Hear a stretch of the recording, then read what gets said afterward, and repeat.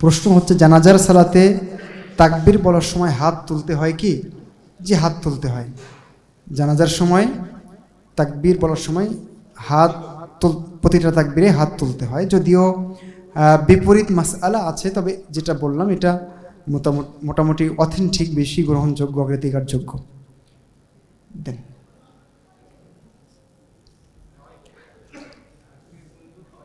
মেয়েদের চুল কাটার বিধান কি? জি, মেয়েরা চুল কাটতে পারে, তবে যেন অবশ্যই পুরুষদের চুলের সাথে তাদের চুলের পার্থক্য থাকে। মানে এমনভাবে কাটা যাবে না যে মনে হবে পুরুষ, ওই কাটা যাবে না, ঠিক আছে? কিছু কাটতে পারে, তার স্বামীর জন্য ডিজাইন করতে পারে, অসুবিধা নেই ইনশাআল্লাহ, কিন্তু সেটা বাইরে ফ্যাশন হবে না। সেই চুল বাইরে দেখানো যাবে না, শুধু স্বামীকে দেখাবেন। প্রচলিত দস্তারবন্দি সম্মেলন, হিজাব সম্মেলন সম্পর্কে কিছু বলুন।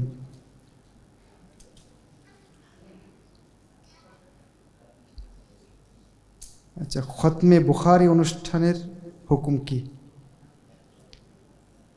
আচ্ছা, আমরা আজকের যে রিলেটেড যে সমস্ত বিষয় সেগুলো নিয়ে একটু বেশি কথা বলি। জানাজার সালাতে প্রতি তাকবীরে হাত ওঠাতে হবে কিনা আরেকজন প্রশ্ন করেছেন, এটা উত্তর হয়ে গেছে। জানাজার খাটিয়াতে আল্লাহ লেখা বা সাজগোজ করা যাবে কি? এগুলো এড়িয়ে চলাই উচিত। এখানে আল্লাহ লেখা, কালিমা লেখা, অনেক সময় আয়াতুল কুরসি লেখা থাকে, এগুলো আমরা এড়িয়ে চলব। একটা স্বাভাবিক কাপড় আমরা দিব যেখানে কিছু লেখা থাকবে না।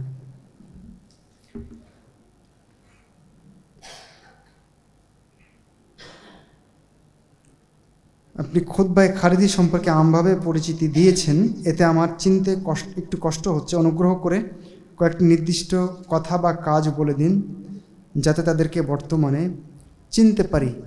রাসূল সাল্লাম যে মূলনীতি দিয়েছেন ওটা কিন্তু আপনি প্রয়োগ করে দেখবেন যে চিনতে পারবেন। আল্লাহ রাসূল বলেছেন যে তারা অনেক বেশি ইবাদত বন্দেগী করবে, তাদের বয়স বেশিরভাগের অল্প হবে, তারা বেশিরভাগ অল্প বুদ্ধির হবে, বেশি জ্ঞান, গভীর জ্ঞান শরীয়তের নেই, তারা ইসলাম থেকে বের হয়ে যাবে, সুন্দর সুন্দর কথা বলবে, কোরআন থেকে দলিল দিবে, হাদিস থেকে দলিল দিবে, বলবে দেখো কোরআন কি বলছে আর তুমি কি করছো, চমৎকার কথা, ইয়াকুলুনা মিন কওলি খায়রিল বারিয়া, সুন্দর সুন্দর কথা বলবে। তারা ইয়াকতুলুনা আহলাল ইসলাম ওয়া ইয়াদাউনা আহলাল আওসান, মুসলিমদেরকে হত্যা করবে আর যারা মূর্তি পূজক ওদেরকে ছেড়ে দেবে। দেখবেন তাদের হত্যাযোগ্য সব মুসলিমদের মধ্যে, আর অন্যান্য যারা আছে তাদেরকে কিছুই বলবে না। আলেম ওলামা এদেরকে তারা হেয় করবে। তাদের আরেকটা বৈশিষ্ট্য হলো তারা কাবিরা গুনার কারণে, কেউ কাবিরা গুনাহ করলে তাকে কাফের ফতোয়া দিবে, তুমি এটা করেছো কাফের, যা অমুক এটা করেছে ও কাফের। কাফের ফতোয়া দেওয়া তাদের কাছে খুবই সহজ, যে কোনো কাবিরা গুনাহ করলে কাফের ফতোয়া দিবে।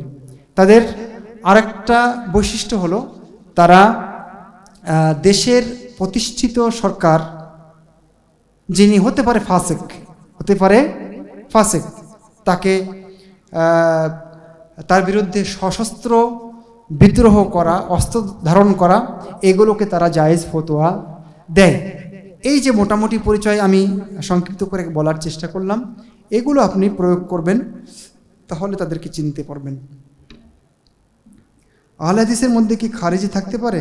জি, অবশ্যই থাকতে পারে, কেন পারেন না? যে কোনো দলের ভিতরে থাকতে পারে। এই বৈশিষ্ট্যগুলো যাদের ভিতরে আছে, যেই হোক না কেন সে খারিজি। তবে অবশ্যই একটা জিনিস আপনারা মনে রাখবেন যে এই বৈশিষ্ট্য যার মধ্যে থাকবে সে খারিজি, আর আপনি নির্দিষ্টভাবে একজন ব্যক্তিকে বলবেন যে তুমি খারিজি, এই দুটোর ভিতরে পার্থক্য আছে। হুকুম যখন কোনো নির্দিষ্ট ব্যক্তিকে দিবেন তখন অবশ্যই অনেক চিন্তা ভাবনা করে, গবেষণা করে, আপনি দেওয়ার যোগ্য কিনা সব কিছু ভেবে চিন্তেই দিতে হবে, ঠিক আছে? আচ্ছা, যেহেতু সব মানুষের বিবেক, চালচলন, শৃঙ্খলা সমান নয়, তাই আত্মীয়তার সম্পর্ক টিকিয়ে রাখতে গিয়ে যদি ফিতনায় পড়ার আশঙ্কা তৈরি হয়, সেক্ষেত্রে কি করণীয়?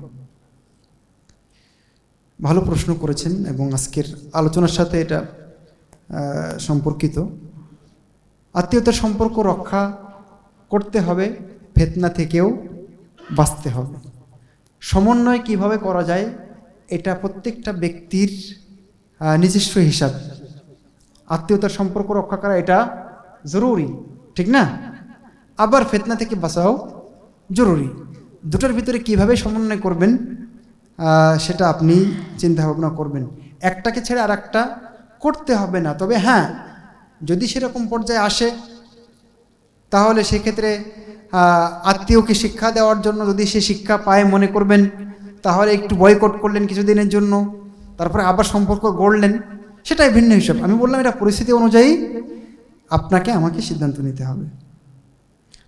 অনলাইন প্ল্যাটফর্মে একজন তরুণ বক্তা বিভিন্ন ওয়াজ করে থাকেন, ওনার নাম উনি বলতে চেয়েছেন, ওনার সম্পর্কে আপনার বক্তব্য কি? নাম বলা হয়েছে। আমি আসলে কোনো ব্যক্তি সম্পর্কে মন্তব্য করতে ভালোবাসি না। তবে আপনি যে কেউ, সে যেই হোক না কেন, তার ব্যাপারে জানতে গেলে যাকে আপনি বিশ্বস্ত আলেম মনে করেন তার সাথে ব্যক্তিগতভাবে পরামর্শ করতে পারেন, ঠিক আছে? আর কি বলে এটাকে, খারিজি কিনা, যে পরিচয়টা আমি বলেছি, তালিকাটা বলেছি, এগুলো আপনি ফেলে দেখেন তার সাথে মেলে কিনা। মেলে ভাববেন কিছু সমস্যা আছে, তখন বুঝতে পারবেন। খারিজিদের ব্যাপারে আরও স্পষ্টভাবে বলার জন্য বলা হয়েছে। মোটামুটি যা বলেছি মনে হয় সংক্ষিপ্ত আলোচনার মধ্যে মোটামুটি এসে গেছে। তবে এই ব্যাপারে যদি আলাদা কথা বলতে হয় তখন আরও লম্বা কথা বলা যাবে। তো আপাতত আমি যতটুকু বলেছি সেটা নিয়েই সন্তুষ্ট থাকতে চাচ্ছি। জানাজার সালাত শেষে সালাম ফেরানোর সময় ডান দিকে সালাম ফেরানোর সময় ডান হাত নামানো, বাম দিকে সালাম ফেরানোর সময় বাম হাত নামানো, এই ব্যাপারে বলবেন না। এরকম কোনো নির্দেশনা আমরা রাসূল সাল্লাল্লাহু আলাইহি ওয়াসাল্লাম থেকে পাচ্ছি না। সালাম ফেরাবেন দুই দিকে, তারপরে হাত নামাবেন। ফিতনার সময় বসে থাকবো, হাদিসটা আরেকটু বুঝালে ভালো হয়। ফিতনার সময় বসে থাকবো মানে কি, যেখানে যেখানে ফিতনার আশঙ্কা সেই জায়গাগুলো এড়িয়ে যাওয়ার চেষ্টা করব। সেখানে যাব না, সেখানে ঘেঁষবো না, দূরে থাকার চেষ্টা করব। কারণ যখন আপনি সেই কাছাকাছি তার কাছে যাবেন তখন প্রথমে বলবেন যে না না না, এটা হারাম কাজ, এটা আমি করবো না। কিন্তু আস্তে আস্তে ওখানে যেতে যেতে, মিশতে মিশতে, ঘেঁষতে ঘেঁষতে দেখবেন একটা সময় ওইটা আপনার কাছে স্বাভাবিক হয়ে যাবে, ফিতনায় পড়ে যাবেন। তো এর মানে এই যে ফিতনা থেকে সর্বোচ্চ দূরে থাকতে হবে। এই হাদিসটার মর্মার্থ আসলে এটাই। আচ্ছা, আর কোনো প্রশ্ন আছে? প্রশ্ন কি আর আছে?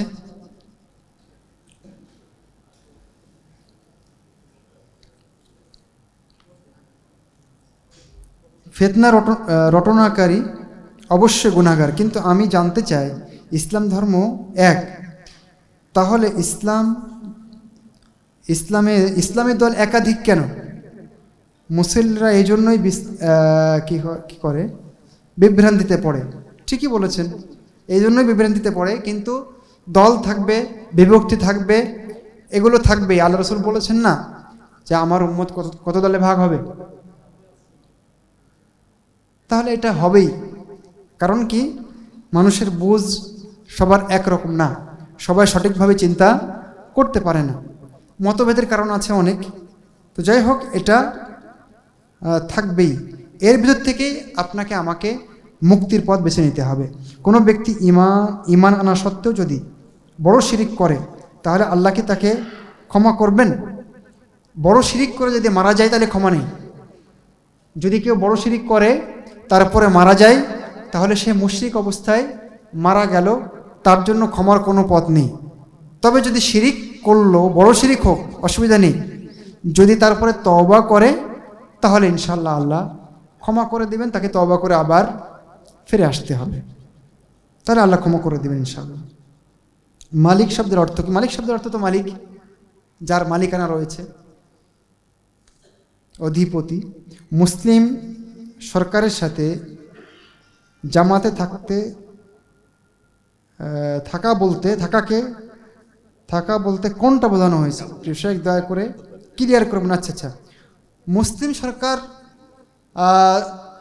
তার সাথে থাকা মানে তার বিরুদ্ধে বিদ্রোহ করা যাবে না, তার ব্যাপারে প্রকাশ্য জনগণের সামনে বদনাম করা যাবে না। যদি কোনো সংশোধন করতে হয় তার সিস্টেম আছে, গোপনে আপনি চিঠির মাধ্যমে করতে পারেন, গোপনে করতে হবে। আর মুসলিম সরকারের সাথে থাকা মানে সরকার যেগুলো নির্দেশনা দিবে সেগুলো আমাকে আপনাকে একজন নাগরিক হিসেবে মানতে হবে, যদি না সেটা ইসলামের সাথে সাংঘর্ষিক হয়।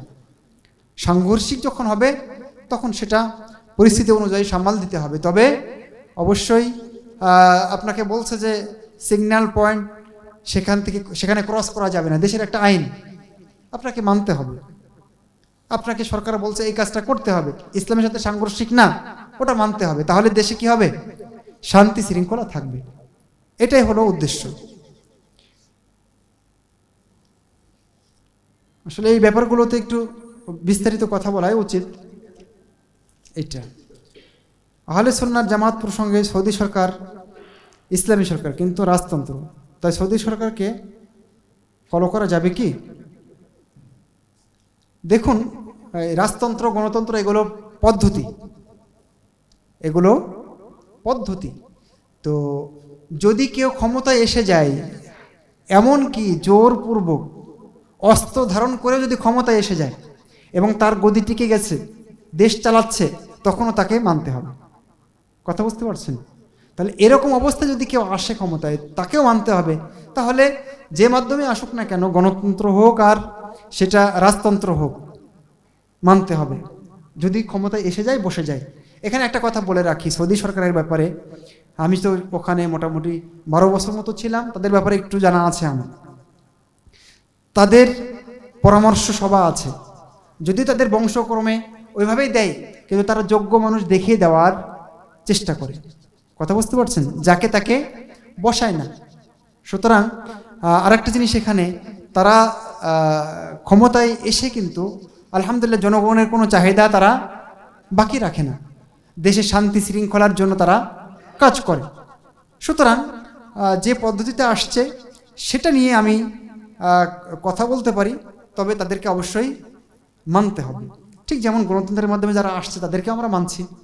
যতদিন আমরা শরঈ যে পদ্ধতি সেটা না পাচ্ছি, ততদিন আমরা এটা মানতে পারি, এবং শরঈ পদ্ধতি সরকারের সেটার জন্য আমরা চেষ্টা করতে পারি, যেভাবে চেষ্টা করা উচিত। হানাফি মসজিদে নামাজে গেলে বিভিন্ন সমস্যায় পড়ি, এক্ষেত্রে আমাদের করণীয় কি? মসজিদকে আমরা হানাফি আহলে হাদিস এভাবে না বলাই ভালো। যদিও আমরা আহলে হাদিস মসজিদগুলোকে আহলে হাদিস মসজিদ বলছি, কারণ এর কিছু যৌক্তিক কারণও আছে। তো যাই হোক, যে ব্যাপারটা আপনি বলেছেন বিভিন্ন সমস্যায় পড়ি, করণীয় কি? আপনি আপনার আমলটা করবেন, কিছু বললে তাকে বোঝাবার চেষ্টা করবেন, আপনি রফুল এদাইন করবেন, আমিন বলবেন, অসুবিধা কি? কিছু হলে সেটা আপনি তাদেরকে বোঝাবার চেষ্টা করবেন। সমস্যায় তো পড়বেনই, ভালো কিছু করতে গেলে সমস্যায় পড়তেই হয়। জানাজার নামাজের সালাম ফেরানোর সাথে সাথে হাত নামিয়ে নেন, এটা কি সঠিক? জি, আমাদের সালাত শেষ হাত নামিয়ে নেবেন। হাত তো এখন আর বেঁধে রাখার দরকার নেই, তাই না? সালাতের সময় শুধু নাভিতে হাত বাঁধলে গুনাহ হবে কি? জি না, গুনাহ হবে না। সালাতে হাত বাঁধা এটা একটা সুন্নাহ, সালাতে হাত বাঁধা সুন্নাহ। এমনকি যদি কেউ হাত না বেঁধে সালাত পড়ে তাহলে সালাত হয়ে যাবে, কিন্তু সুন্নাহ একটা বাদ পড়ে, ঠিক আছে? সেই কারণে এই ব্যাপারটা এমন না যে এর কারণে কারো গুনাহ হয়ে যাবে। তবে অবশ্যই আমাদের পরামর্শ হলো হাত বাঁধতে হবে, এবং সেটা বুকের উপরে বাঁধতে হবে, এবং এটাই বেশিরভাগ সহিহ হাদিস দ্বারা সাব্যস্ত। দাড়ি মোছ থেকে একটু লম্বা রাখলে কি ওয়াজিব আদায় হবে? জি না, ওয়াজিব আদায় হবে না। দাড়ির ব্যাপারে রাসূলুল্লাহ সাল্লাল্লাহু আলাইহি ওয়াসাল্লাম অনেকগুলো হাদিস বলেছেন, সবগুলো শব্দ তিনি কোথাও বলেছেন ইফা, কোথাও বলেছেন তৌফির, কোথাও বলেছেন ইরখা, কোথাও বলেছেন ইফা, 4-5 রকম শব্দ ব্যবহার করেছেন। সবগুলো শব্দের অর্থ হলো দাড়ি ছেড়ে দাও, দাড়ি ছেড়ে দাও, দাড়ি ছেড়ে দাও। ওতে হাত দেওয়া যাবে না, ওটা কাটা যাবে না, সাইজ করা যাবে না, ডিজাইন করা যাবে না। কথা বোঝা গেছে? চুল আপনি সুন্দর করতে পারেন, কিন্তু দাড়ি যেভাবে আছে এভাবেই ছেড়ে দিতে হবে। এইভাবেই রাসূলুল্লাহ সাল্লাল্লাহু আলাইহি ওয়াসাল্লাম থেকে আমরা নির্দেশনা পাচ্ছি। কোরআনের তাফসির কোন লেখকের পড়তে পারি? তাফসির ইবনে কাসির কেনেন, তাফসির ইবনু কাসির কেনেন, এটা বাংলায় অনুবাদ হয়েছে, ডক্টর মুজিবুর রহমান স্যার অনুবাদ করেছেন, এটা কিনতে পারেন। এরপরে ডক্টর আবু বকর মোহাম্মদ জাকারিয়া হাফিজাহুল্লাহ ওনার তত্ত্বাবধানে সম্পাদনায় একটা তাফসির আছে, যেটা সৌদি আরব থেকে বের হয়েছে, সংক্ষিপ্ত, এটা আপনি সংগ্রহ করতে পারেন, মোটামুটি ভালো। এরপরে আর সর্বশেষ একটা দুটো প্রশ্ন আছে এখানে। আমি দান করতে চাই এবং করি, কিন্তু বেশিরভাগ সময় কেউ কিছু আমার কাছে চাইলে আমার খুব রাগ হয়। ওই ব্যক্তির শারীরিক গঠন দেখে এবং অনেক সময় ওই ব্যক্তিকে বলে ফেলি যে আপনি ভিক্ষা করেন কেন? এতে কি আমার গুনাহ হবে? আসলে দান করেন, আলহামদুলিল্লাহ, দান করে যান, আল্লাহ তৌফিক দান করুক, আমিন। তবে কারো শারীরিক গঠন দেখে হ্যাঁ রাগ হতে পারে, যেহেতু সে কাজ করতে পারে কিন্তু কাজ করে না, কিন্তু আমার মনে হয় যে তাকে কষ্টকর কোনো কথা না বলাই ভালো। যে কথায় উনি কষ্ট পাবেন এরকম কথা না বলাই ভালো। হ্যাঁ, আপনি পরামর্শ দিতে পারেন যে বাবা এই কাজটা করো না তুমি, এটা অনেক খারাপ কাজ, ইসলাম এটাকে খুব খারাপ চোখে দেখেছে, সুতরাং এটা করো না। কষ্ট পাবে কেউ, এরকম কথা থেকে আমাদের দূরে থাকাই ভালো, কারণ ওই কষ্টই আমাদের ক্ষতির কারণ হতে পারে। বর্তমানে অনলাইনে বুঝতে পেরেছেন কি, মানে ব্যাচ, এই যে যারা শিক্ষার্থী বিশেষ করে, তাদের বিভিন্ন ব্যাচ এরা গ্রুপ খুলে সেখানে কি করে, এক গ্রুপে থাকে, আর ছেলে মেয়ে সবাই একত্রিত থাকে, তাদের ছবি শেয়ার করে বিভিন্ন রকম। তো এটা করা যাবে কিনা, এটা স্পষ্ট কথা, এটা তো আপনি উত্তর দিতে পারবেন। এটা তো ইসলাম কখনোই সমর্থন করবে না। আল ইখতিলাত, নারী পুরুষ একাকার হয়ে যাওয়া, ফ্রি মিক্সিং, এগুলো ইসলাম সমর্থিত নয়। ইসলাম কখনো এটাকে সাপোর্ট করে না। আমাদের ছেলেদেরকে আলাদা, মেয়েদেরকে আলাদা থাকতে হবে, তাহলে আমরা নিরাপদে থাকতে পারব। তা আমরা শেষ করি। হাদা আল্লাহু তাআলা আলা মুহাম্মদ সাল্লাল্লাহু আলাইহি ওয়া সাল্লাম নবিনা মুহাম্মদ ওয়া আলা আলিহি ওয়া আসহাবিহি। আসসালামু আলাইকুম।